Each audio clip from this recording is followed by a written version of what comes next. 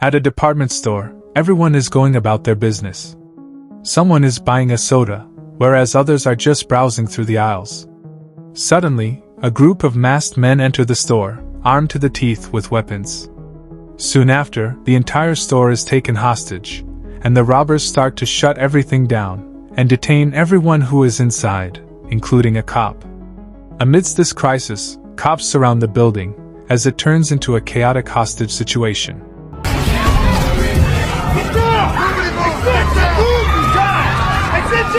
Don't even think about it, rent a cop. Where? I know! Mr. God, you didn't call for backup, because I already told the other. Around the same time, a dispatch alert is raised, where the LAPD calls in their infamous SWAT team. SWAT Captain Frank Tate takes a call that says hostage alert. On receiving the call, he immediately asks his team to prepare, and sets off to the venue. The SWAT team members include the captain, SWAT Sergeant Tony Hunt, and SWAT officers Jannard and Blanco. The LAPD SWAT team arrives at the scene, which is already brimming with cops. Captain Tate steps out of the truck and places his rifle on the hood of a cop car. The cop tells the captain that they are handling the situation, to which he replies that the regular cops should take the rest of the day off now. He takes away the microphone from the cop and asks to negotiate with the hostages. He tells the robbers that he is required by the laws and procedures of his department to reach terms of negotiation with the robbers before deciding whether or not to move in, and denying this procedure would lead to the SWAT team beating them up and putting them in jail. So easy way the hard way. Alright, let's have it. Who the fuck are you and what are you? Shit out of you folks and throw your asses in jail. You're coming in. The leader promptly accepts the procedure, but just a mild delay in response is purposefully exploited by Captain Tate as an excuse to take violent action. This leaves the mastermind robber in confusion and panic, as he tells his fellows to get ready for offense. The SWAT team moves in, and officers Blanco and Jannard take point, after Captain Tate asks everyone to split into 3 segments.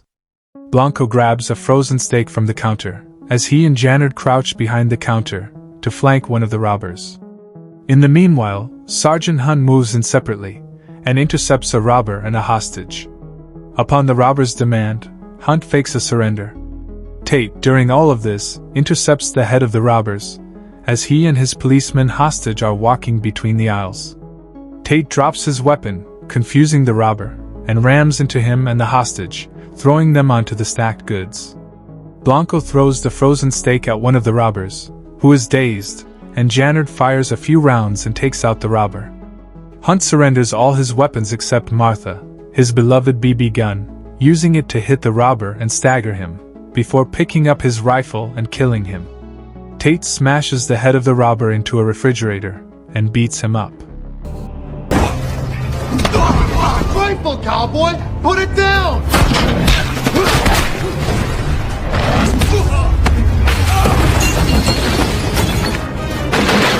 All the robbers are neutralized, and the hostages are saved without any fatalities.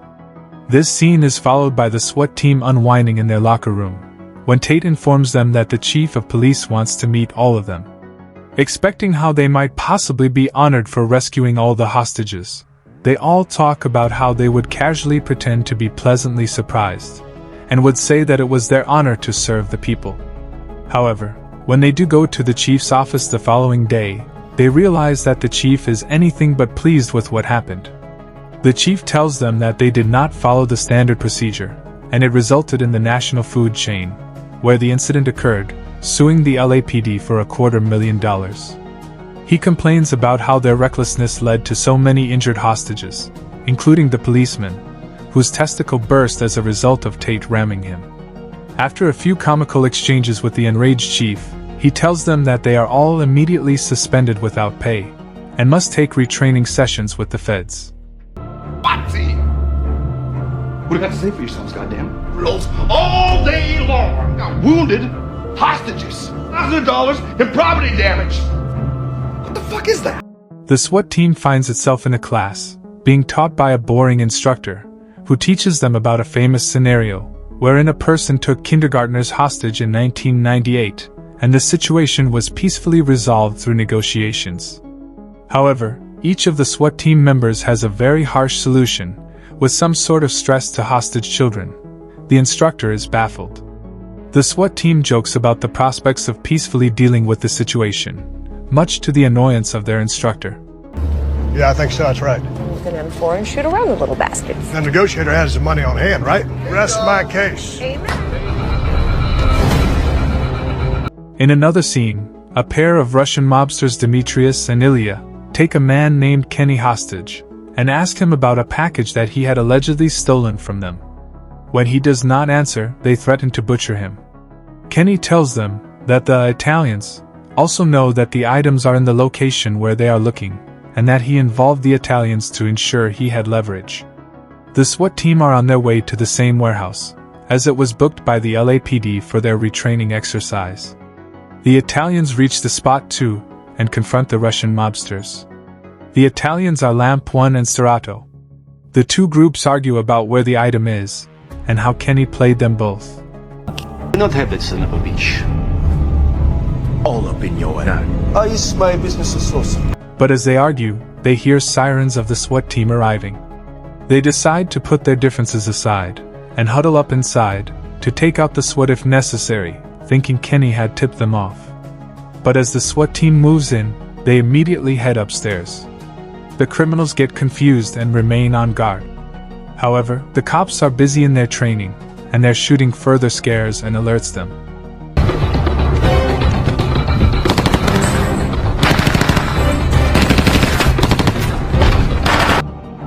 But as they continue to hide, a fight between Serato and Ilya breaks out, as Serato gropes her. So beautiful. Levitate the situation is over. The disturbance is noticed by Tate, who sends Blanco to investigate, and tell anyone who is inside, that the place is booked until 2 p.m. Blanco bringing up the rear. Do you want to run this again? Tell orders down, this place is off limits until 2. Focus. Duly noted, move out. Hello?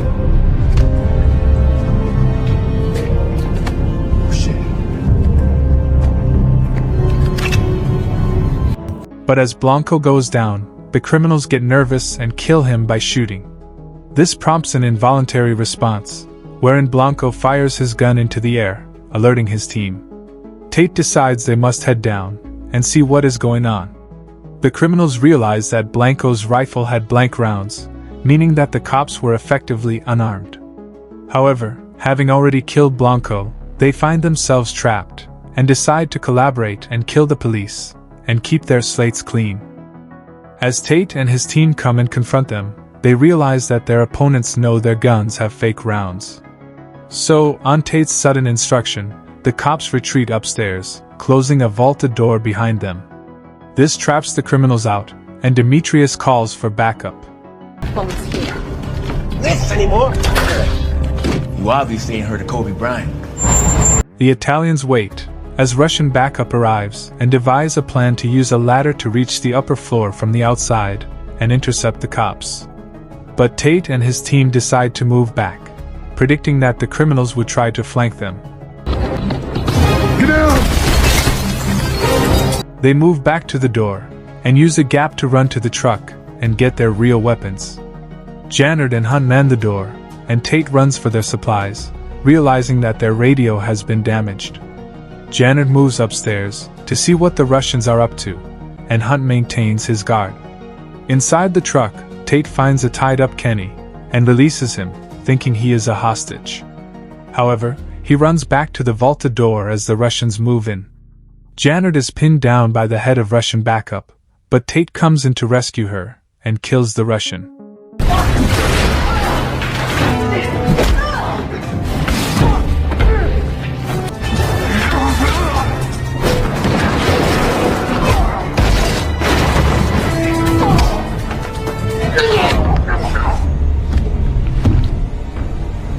As this happens, the Russians realize their backup has been neutralized, and the Italians call in theirs.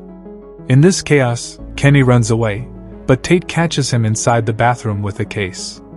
Tate looks at the contents, and realizes the gravity of the situation. He asks Kenny what the plan is, and Kenny leads them to an underground tunnel that leads out of the warehouse.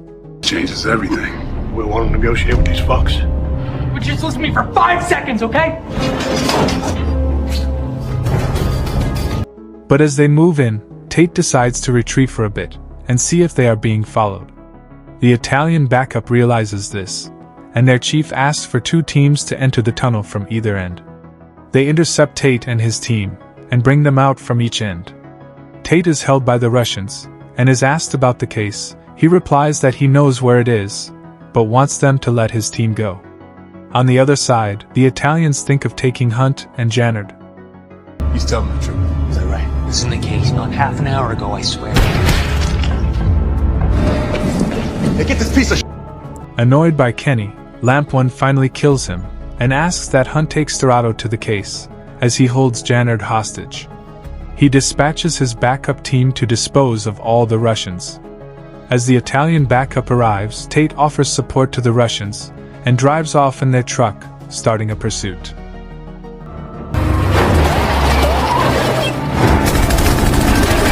I hope you know what you are doing!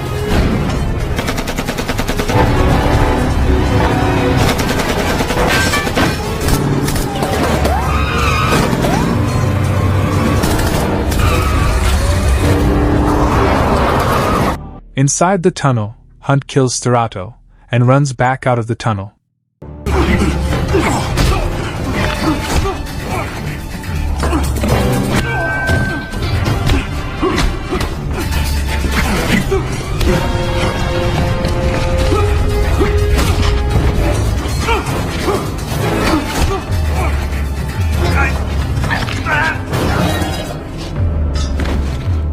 Then, he sneaks up on Lamp One and frees Jannard.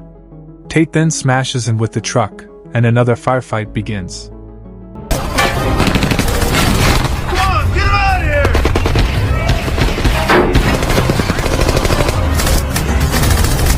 Come on! For Martha, after my grandma.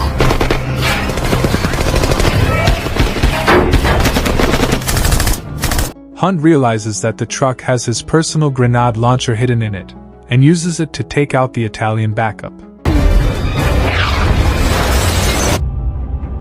He fires and blows up the entire van, engulfing it in flames. After this firefight ends, Demetrius sneaks up on the cops from behind and takes them hostage, stealing the case. He then asks that the cops and Lamp One get down on their knees, and orders Ilya to kill them. Ilya responds positively and accepts the honor. Demetrius moves out to smoke a cigarette, trusting Ilya to dispose of everyone, but he does not hear any gunshots. He goes back in, and sees that Ilya has been knocked out, and the head of the Italian backup is still alive.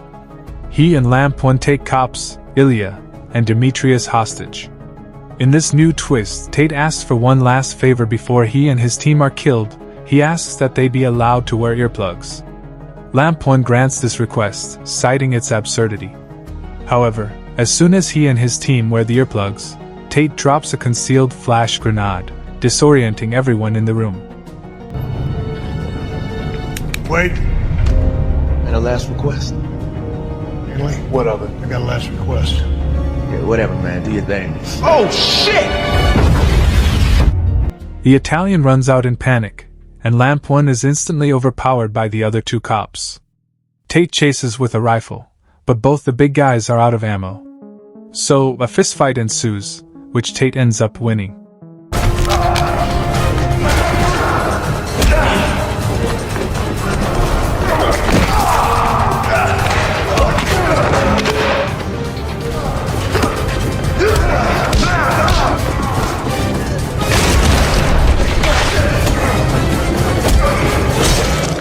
He subsequently returns, and he and his team take everyone else into custody. Then, they are seen in the chief's office again. This time though, the chief commends them for their efforts and heroism, honoring Blanco's sacrifice, and offering a parade in their honor. However, he raises one last concern: the SWAT team allegedly roughed up a Fed in the process. Kenny then comes into the room, explaining that he and Lamp One were actually undercover agents, on a sting operation to secure the briefcase from the Russian and Italian mobs. Stand on your own. You didn't know the first thing about SWAT operations. Cowboys are standing on your own dicks. The 2 factions responsible for it. Confused, the SWAT team accepts the twist, and soon find themselves back on regular duty. The contents of the briefcase forever remain a mystery.